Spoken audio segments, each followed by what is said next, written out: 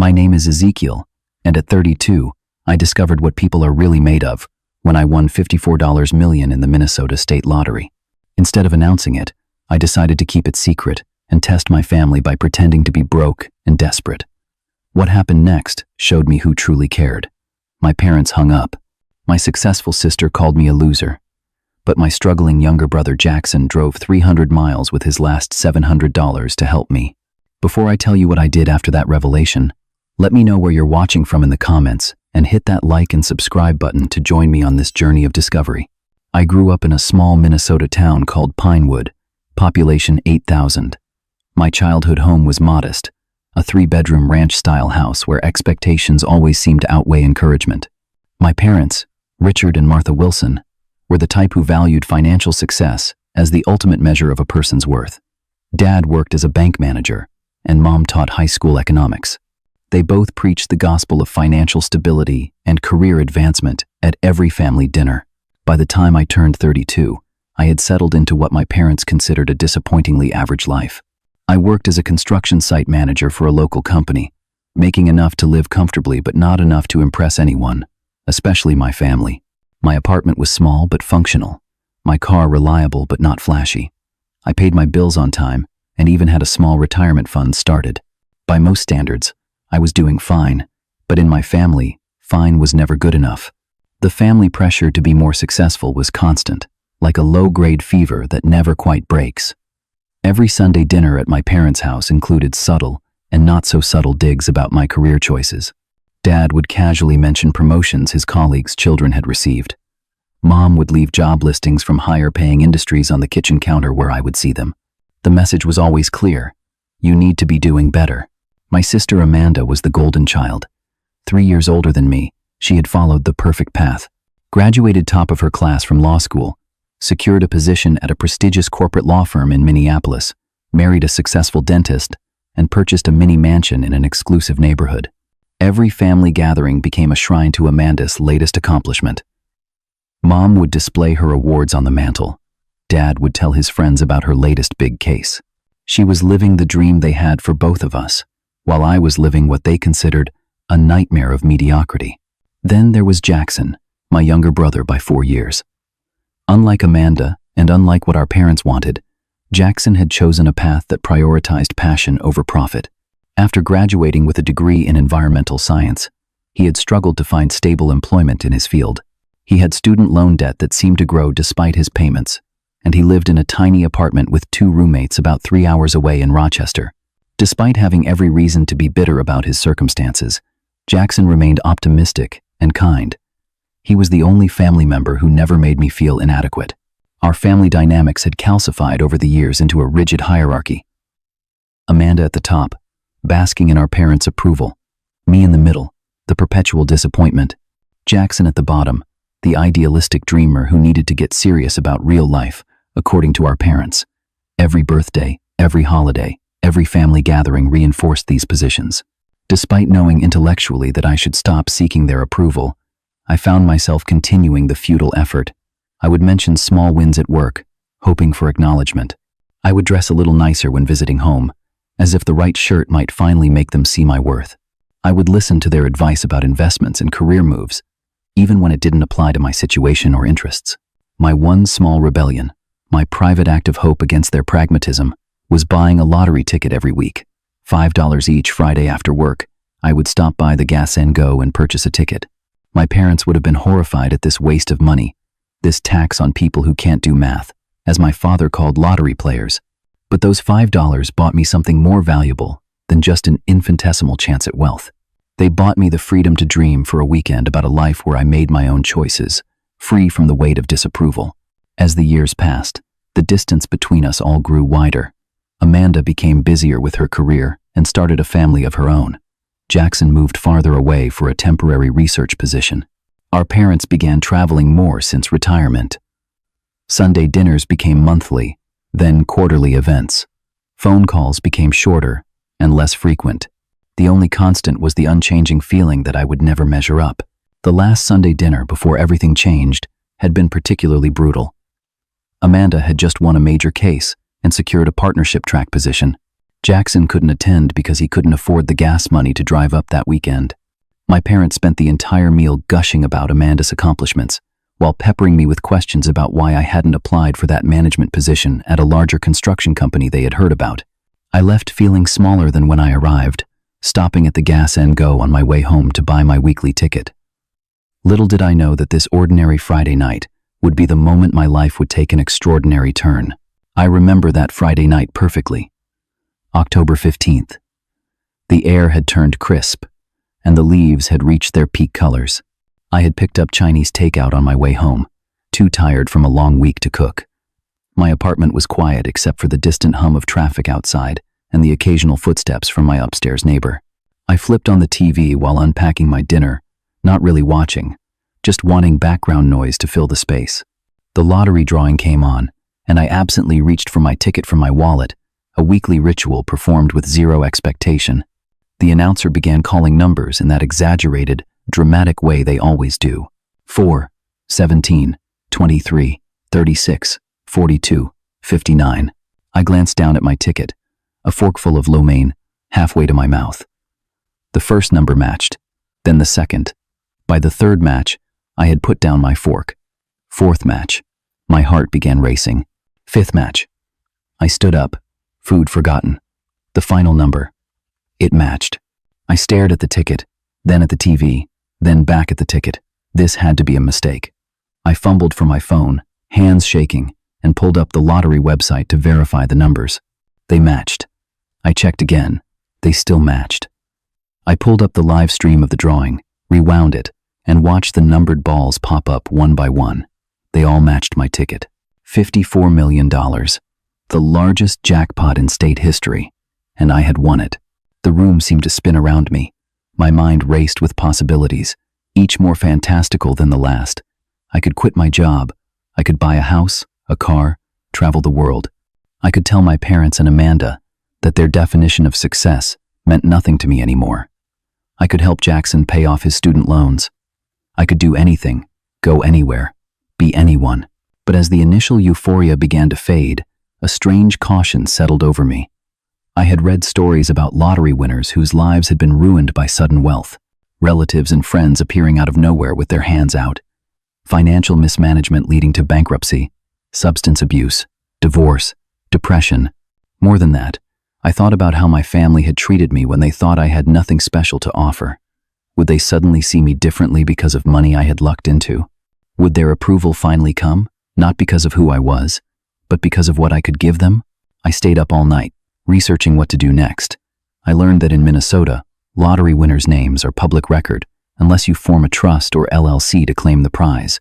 I learned about lump sum versus annuity options, tax implications, investment strategies. By morning, I had made my decision. I would tell absolutely no one about my win until I had a solid plan in place.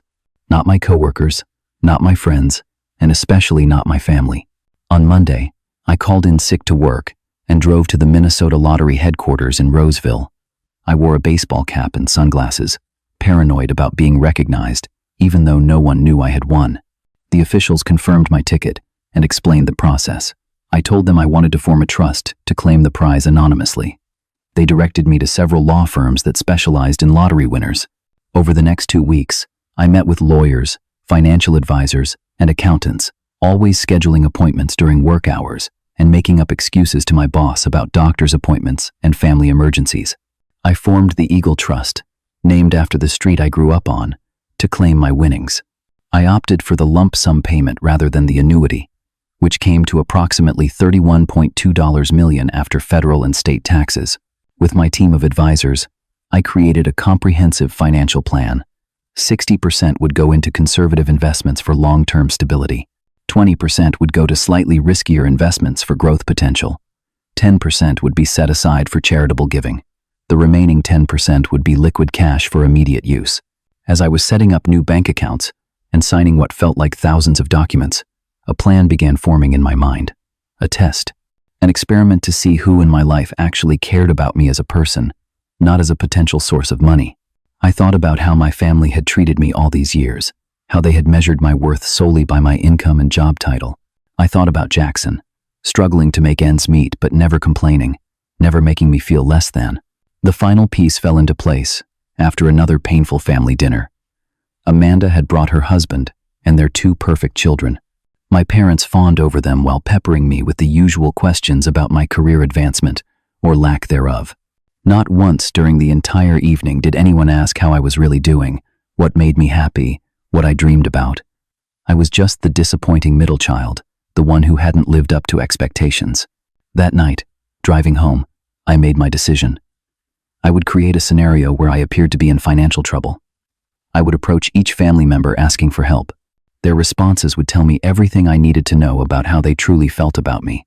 It wasn't just about revenge or bitterness, though I can't deny those feelings played a part. It was about finally seeing clearly, about making decisions about my future relationships based on truth rather than obligation. The next day, I gave notice at my job. I told my boss I had an opportunity with a company in another state. He seemed surprised but wished me well. I found a modest apartment across town and paid 6 months' rent in advance. I began setting the stage for my test, a test that would reveal who loved Ezekiel the person, not Ezekiel the potential provider. Quitting my job felt strangely liberating, like stepping off a treadmill I'd been running on for years. I told no one at first, spending my days setting up my new apartment and working with my financial team to implement my investment strategy. The Eagle Trust was fully operational, with my winnings securely managed and growing through carefully selected investments. To anyone looking from the outside, nothing had changed. I was still just Ezekiel Wilson, average construction site manager, living an unremarkable life. My new apartment was deliberately chosen to appear like a downgrade. It was in a less desirable part of town, smaller than my previous place, with outdated appliances and worn carpeting. I furnished it minimally, just enough to be livable. If anyone were to visit, they would immediately conclude I had fallen on hard times. I spent a week crafting my financial crisis backstory, making sure it was believable but serious enough to warrant asking family for help. The story. My construction company had lost a major contract. In the subsequent layoffs, I'd lost my job. With the current economic downturn, I hadn't been able to find comparable work. My savings were depleted from medical bills after a minor accident. My car needed expensive repairs. I was behind on rent and utilities. In short, I was desperate. I decided to start with my parents. On a Tuesday evening, when I knew they would both be home after dinner, I called. Mom answered on the third ring, her voice instantly guarded when she heard mine. I asked if Dad was there too, and if she could put the phone on speaker. There was shuffling, then Dad's gruff hello. I took a deep breath and launched into my story, making sure to add a slight tremor to my voice. I told them about losing my job, about struggling to find work, about the mounting bills. I mentioned that I was at risk of eviction and that my electricity might be shut off soon. Then I asked if they could help me with a loan, just until I got back on my feet. I promised to pay them back as soon as I found stable employment. The silence on the other end lasted several seconds. Then my father cleared his throat. "Ezekiel," he said, his voice stern as if addressing a child, not a 32-year-old man. "Your mother and I are retired. We have a fixed income. We can't be bailing you out every time you mismanage your finances." Every time? This was the first time I'd ever asked them for money as an adult. I swallowed my indignation and pressed on. "Dad, I wouldn't ask if it wasn't serious. I'm in real trouble here." My mother jumped in. "We told you 2 years ago to apply for that management position at Anderson's Construction. They pay much better, and you would have had more job security. But you didn't listen. This is exactly what we warned you about," my father added. "You've always settled for less than you could achieve. Now you're facing the consequences of those choices." I felt a tightness in my chest that had nothing to do with my fabricated story. Even now, when they thought I was at my lowest, they offered criticism instead of compassion. "Can you help me or not?"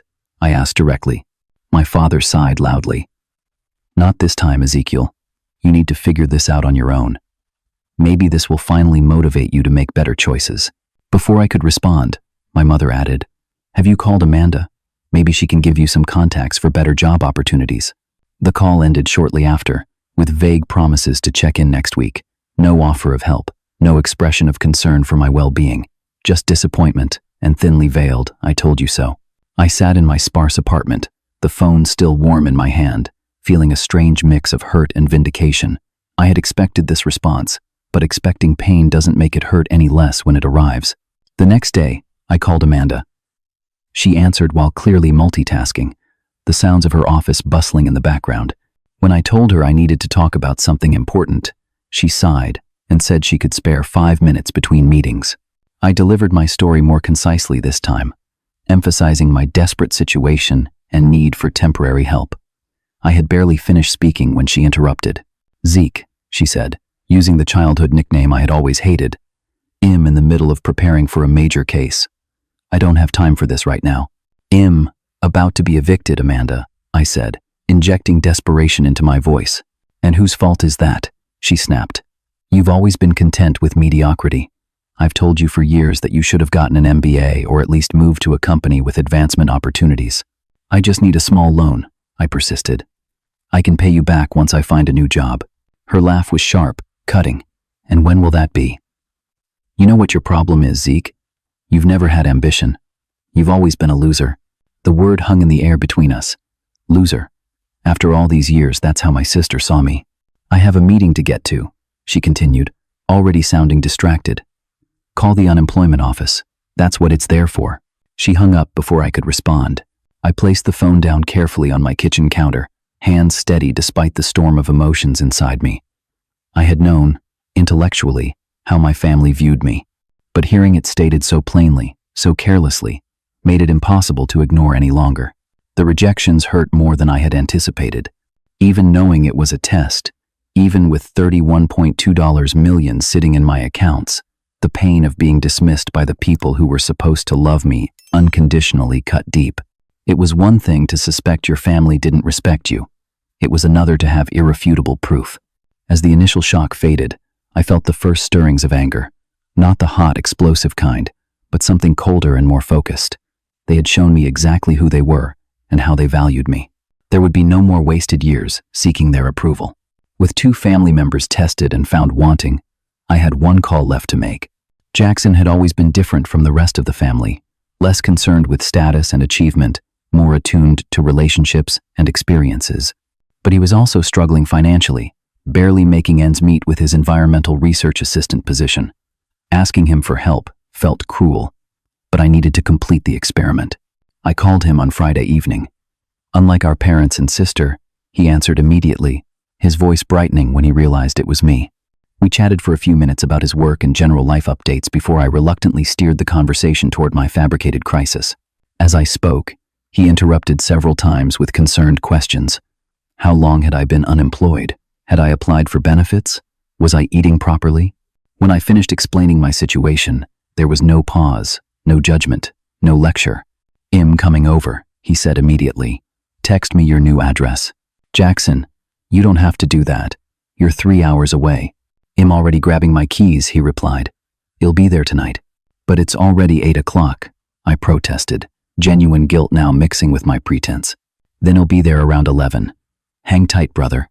Before he hung up, I heard him tell one of his roommates he needed to borrow some gas money. The knowledge that he didn't even have enough to fill his tank made me feel like the worst person alive. But I needed to see this through, to have the complete picture, before deciding what to do next. At 11:42 that night, there was a knock at my apartment door. Through the peephole, I saw Jackson, looking tired but alert, a duffel bag slung over one shoulder. When I opened the door, he immediately pulled me into a hug. "You look like hell," he said with a small smile, but the concern in his eyes was genuine. My sparsely furnished apartment only reinforced my supposed financial troubles. Jackson glanced around but made no comment about the conditions.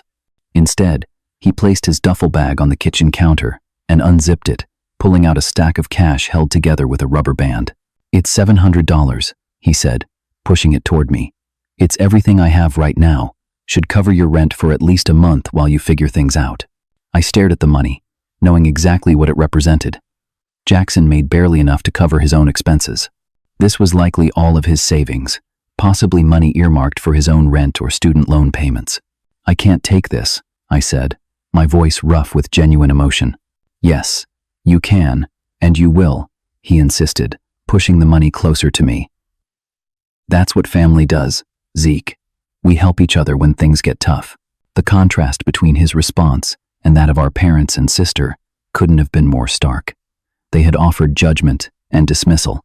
He had driven 3 hours in the middle of the night with everything he could give. We stayed up late talking, Jackson helping me brainstorm job possibilities and budget solutions. He never once suggested that my situation was my fault or that I should have done things differently. Instead, he focused on practical next steps and emotional support. "What do Mom and Dad say about all this?" he asked eventually, after Wed made a list of potential employers to contact. I told him about their response, trying to keep my tone neutral despite the still fresh hurt. Jackson shook his head, disappointment evident in his expression. "I'm not surprised, but I'm still sorry," he said. "They don't get it, never have. They think success is only about money and status." "What about Amanda?" he asked. "She's got plenty of money." I relayed my sister's response, including her final assessment of me as a loser. Jackson's face hardened, a rare anger flashing in his usually gentle eyes. "She's become just like them," he said quietly, "maybe worse." As we talked through the night, Jackson revealed more about his own struggles with our family, how our parents had called his environmental work a waste of his education, how Amanda had suggested he go back to school for a business degree so he could do something lucrative, how family gatherings had become exercises in withstanding subtle and not so subtle criticism of his life choices. "I always thought they were harder on you," he admitted around 3 in the morning. Both of us sprawled on my secondhand couch, but I guess they just had different expectations for each of us. They expected you to be conventionally successful. They expected me to eventually give up my ideals and fall in line. The conversation shifted to childhood memories, some good, many showing the early signs of the conditional love that had shaped our adult relationships with our parents. By the time sunlight began filtering through my cheap blinds, I felt closer to Jackson than I had in years. We had peeled back layers of family history, finding patterns we hadn't been able to see while growing up in the middle of them. As morning fully arrived, Jackson insisted on making breakfast with the meager supplies in my refrigerator. I watched him cook, the guilt about my deception growing with every thoughtful gesture. I was torn between revealing everything and continuing the charade a bit longer. "I'm going to pay you back," I told him as we ate scrambled eggs at my small kitchen table. "Every cent, as soon as I can." He waved a hand dismissively. "Don't worry about it. Just focus on getting back on your feet. I want you to know how much this means to me," I said, needing him to understand the impact of his generosity, even if he didn't know the full context. Not just the money, but you coming here, being supportive. Jackson looked at me with genuine confusion. "What else would I do? You're my brother."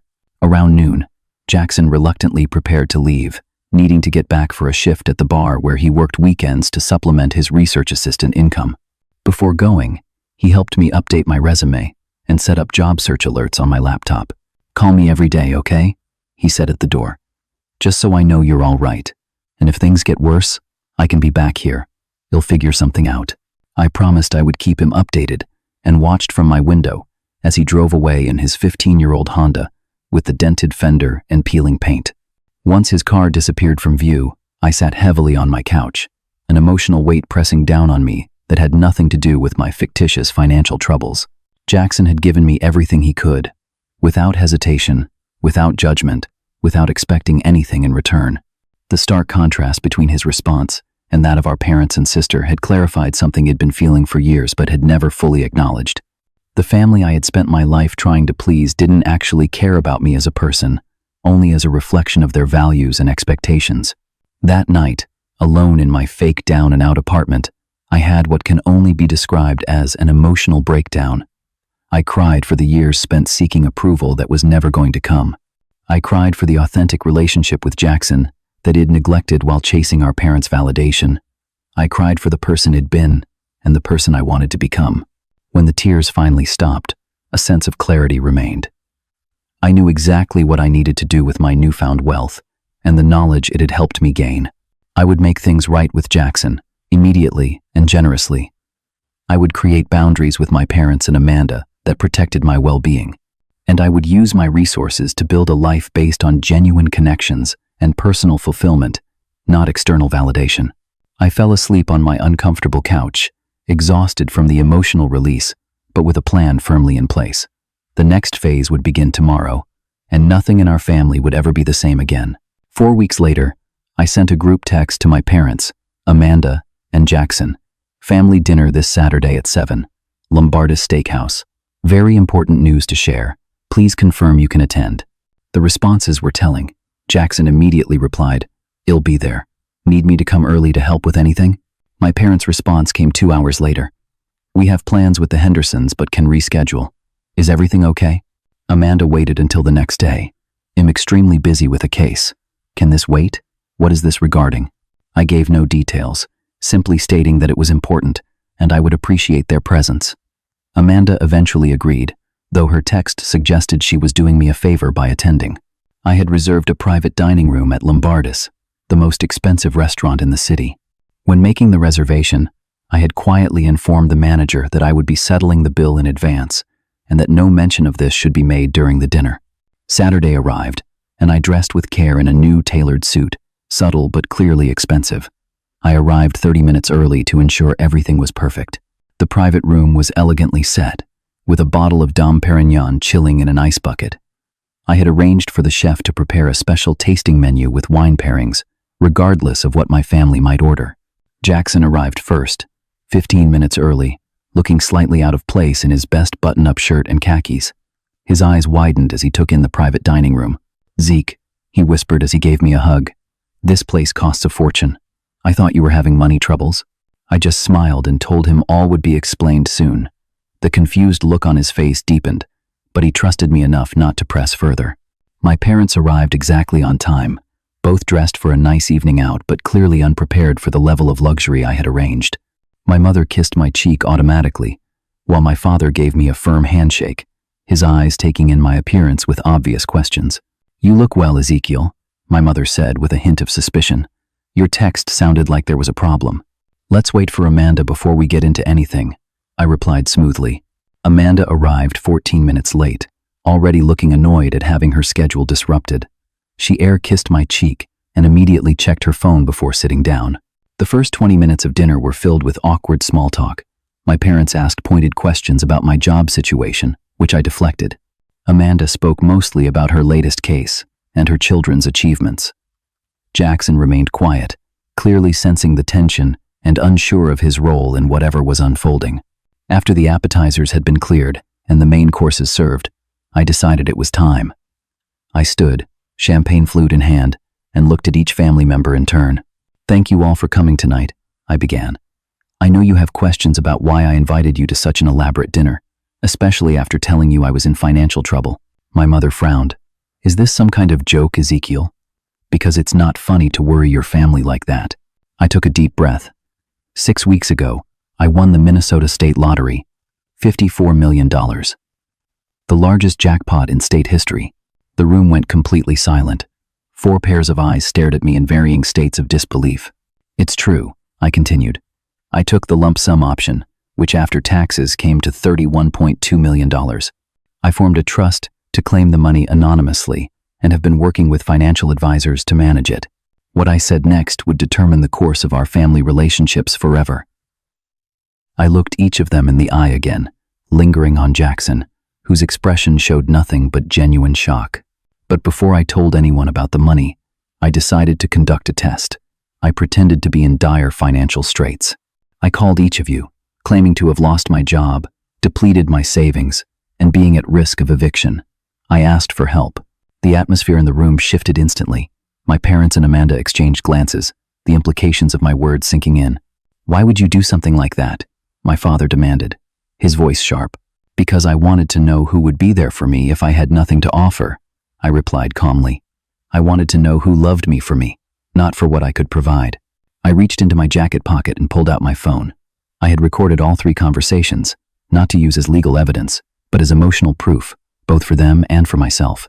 "Mom, Dad, when I called you and told you I was about to be evicted, you refused to help. You told me, and quoting directly, that I needed to face the consequences of my choices, that I had settled for less than I could achieve." I played a brief clip from the recording, their voices filling the private dining room, cold and dismissive of my supposed plight. My mother's face paled. My father's jaw tightened. I turned to my sister. "Amanda, when I called you, you were too busy to talk. When I persisted, you called me, and again am quoting, a loser who lacked ambition." I played her voice saying those exact words. Amanda's expression shifted from shock to anger. And Jackson, I said, turning finally to my younger brother, when I called you with the exact same story, you drove 300 miles in the middle of the night. You brought me $700, which I later learned was every cent you had. You stayed up all night helping me plan next steps. You offered continued support with no judgment, no conditions, and no expectation of repayment. Jackson looked down at his plate, clearly uncomfortable with being praised while our parents and sister were being condemned. This was a terrible thing to do, Amanda said, finding her voice first. You manipulated us, lied to us. To what? Prove some childish point? My mother joined in. Ezekiel, I don't understand why you'd put your family through something like this. If you're trying to punish us for some perceived slight. I held up a hand, cutting her off. This wasn't about punishment. It was about clarity. For years, I've tried to earn your approval, your respect, your love. I now understand that was never going to happen because your love has always been conditional. That's not fair, my father interjected. We have always wanted what was best for you. No, I countered. You wanted what you thought was best for yourselves. A son you could brag about to your friends. A son who validated your values and choices, not the actual person sitting in front of you. Amanda stood abruptly. I'm not going to sit here and be accused and judged over a manipulative test you concocted. Congratulations on your lottery win. I hope it makes you happy, since that's clearly all you care about. She gathered her purse and stormed out, the door swinging shut behind her with a heavy thud. My parents exchanged looks, clearly debating whether to follow. My mother tried a different approach, her voice softening. Ezekiel, honey, you've had a shock with this windfall. Big life changes can make people act irrationally. Perhaps we should discuss this when everyone has had time to process. I almost laughed at the transparent pivot. Now that they knew about the money, they were willing to overlook the test and my accusations. There's nothing irrational about wanting to know who truly cares about you, I said. I have all the information I need now. You both should go. Amanda will need someone to validate her outrage. My father stood, dignity wrapped around him like armor. You may have won the lottery, Ezekiel, but you've lost perspective. When you're ready to apologize for this stunt, you know where to find us. They left together, shoulders stiff with indignation. Neither looked back. That left just Jackson and me in the expansive private dining room. He hadn't touched his food since my revelation. You didn't have to do that, he said quietly after a long silence. Do what? Throw it in their faces like that. Embarrass them. I considered his words carefully. That wasn't my intention. I wanted them to see themselves clearly, maybe for the first time. I wanted them to understand why things will be different going forward. Jackson nodded slowly. I'm still processing all of this. The lottery, the test, everything. I don't know how to feel. I reached across the table and placed my hand on his arm. I know I deceived you too, and am sorry for that. But I need you to know that your response, your immediate willingness to help, meant everything to me. It showed me who you truly are. He looked up, meeting my eyes directly. I'm not any better than them. You're my brother. That's where you're wrong, I said. You are better than them, at least in the ways that truly matter. And I intend to show you exactly how much that means to me. The morning after the disastrous family dinner, I invited Jackson to my real new place, a spacious but not ostentatious condo, overlooking the Mississippi River. As we stood on the balcony, coffee mugs in hand, I laid out my plans. First, I want to pay off your student loans, I told him. All $94,000 of them. He nearly choked on his coffee. What? No, Zeke, I can't accept that. Yes, you can, I said, deliberately echoing his words from when Head given me his last $700. That's what family does. We help each other. Still, he protested. That's way too much money. It's not the same as what I did. I looked him directly in the eyes. When you came to help me, you gave me 100% of what you had. Giving you less than 1% of what I have. Mathematically, your gift was far more generous. He couldn't argue with that logic, though he still seemed uncomfortable with the idea. Beyond the student loans, I explained my larger financial plan. It established a charitable foundation, focusing on environmental education and supporting working families. The irony wasn't lost on me that these were causes both Jackson and I cared about, but that our parents had dismissed as impractical idealism. I offered to fund a research project Jackson had been trying to get off the ground for years, studying the impact of agricultural runoff on local watersheds. His university had deemed it worthy, but not profitable enough, to allocate resources. Now, with my backing, he could hire a small team and conduct the work properly. The local news had begun running stories about the anonymous lottery winner funding community projects. ID established scholarships for students pursuing careers in fields they were passionate about, regardless of income potential. ID donated to food banks, homeless shelters, and programs supporting first-generation college students. Meanwhile, my phone had been buzzing constantly with messages from my parents and Amanda. The tone had shifted dramatically from the night of our confrontation. No more indignation or demands for apology. Now there were invitations to lunch, casual inquiries about how I was doing, references to investment opportunities they thought might interest me. I left most unanswered, responding only with brief, polite deflections. I had purchased a comfortable lake house about an hour outside the city. Nothing extravagant, but private and peaceful. There, I found space to think about what I truly wanted from life now that I no longer needed to work for income and no longer sought my parents' approval. Freedom from financial worry had given me another, more valuable kind of freedom, the ability to be authentic without fear of consequences. I reconnected with old friends, those I'd drifted away from during years of working overtime to advance my career in hopes of impressing my family. Some relationships rekindled easily, others had grown too distant to salvage. I approached new relationships carefully, wary of those who might only be interested in my newfound wealth. I didn't broadcast my lottery win, but in a relatively small community, word inevitably spread. I became adept at spotting the subtle signs of fortune hunters versus genuine connections. About 3 months after the family dinner revelation, I received an unexpected call from Amanda. Her voice lacked its usual confidence. "Can we meet for coffee?" she asked. "Just you and me?" I agreed with some hesitation, suggesting a quiet cafe near the Riverwalk. When she arrived, I barely recognized her. Gone was the power suit and perfect makeup. She looked tired, her hair pulled back in a simple ponytail. She sat across from me, hands wrapped around her coffee mug, as if seeking warmth despite the mild day. "I'm getting divorced," she said without preamble. "Michael has been having an affair with his receptionist for the past 2 years." "I'm sorry," I said, and meant it despite our complicated relationship. She shook her head slightly. "That's not why I wanted to meet. I wanted to apologize. What you said at dinner that night, about conditional love. It hit home in ways I wasn't ready to admit." She explained that her marriage had functioned much like our family dynamic. Her husband had valued her for her success, her status, her ability to present the perfect family image. When Shed started questioning whether her 60-hour work weeks were worth the cost to her health and relationship with her children, had grown distant. The affair had been going on since shortly after Shed expressed doubts about making partner at her firm. "I realized I had become exactly like Mom and Dad," she admitted, eyes fixed on her coffee, measuring everyone, including myself, by achievements and status. And look where it got me. A failed marriage. Children who see me as the parent who is always working. Associates who respect me but no real friends. I reached across the table and placed my hand over hers. "It's not too late to change," I told her. She looked up, genuine vulnerability in her expression. "I don't even know where to start." That conversation marked the beginning of a cautious reconciliation. I didn't immediately trust her changed perspective, but I left the door open for a genuine relationship if she was willing to do the work to build one. My parents proved more resistant to change. They made several attempts to reconnect, each thinly disguising their interest in my wealth.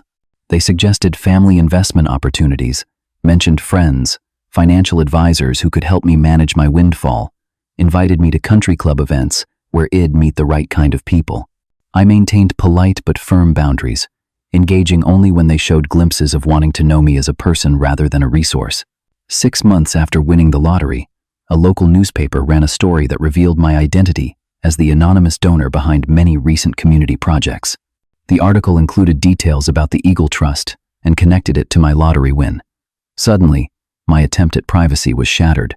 I had to change my phone number after being inundated with calls from distant relatives, old acquaintances, and strangers with heartbreaking stories and funding requests.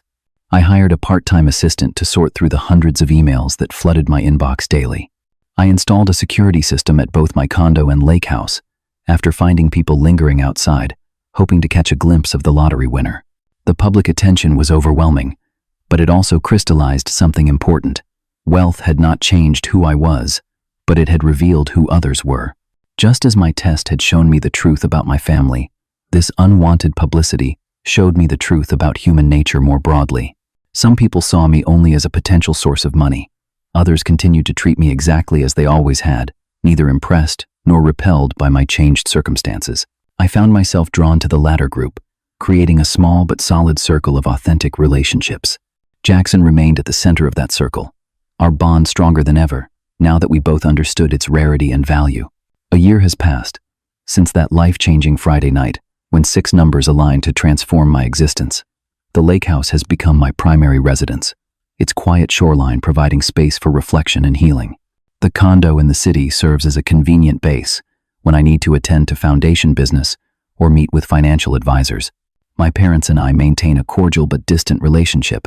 They never offered a genuine apology for their response to my fictitious crisis, choosing instead to act as if it never happened. We see each other at major holidays, our interactions polite but superficial. I have accepted that they may never be capable of the unconditional love I once desperately sought from them. That acceptance, while tinged with sadness, has been liberating. Jackson's life has flourished in ways that bring me genuine joy. His research project, fully funded through my foundation, has gained national attention for its innovative approach to water conservation. He recently received a prestigious environmental award, and the university that once deemed his work unprofitable now features him prominently in their promotional materials. We have a standing dinner date every Thursday, alternating between my place and his much-improved apartment. He refused my offer to buy him a house, insisting on maintaining his independence, but did accept help with a down payment on a modest condo near his research facility. Our conversations range from environmental policy to childhood memories to philosophical questions about purpose and fulfillment. The ease between us feels like the family relationship I always wanted but never had until now. Amanda and I have slowly rebuilt a relationship on new foundations.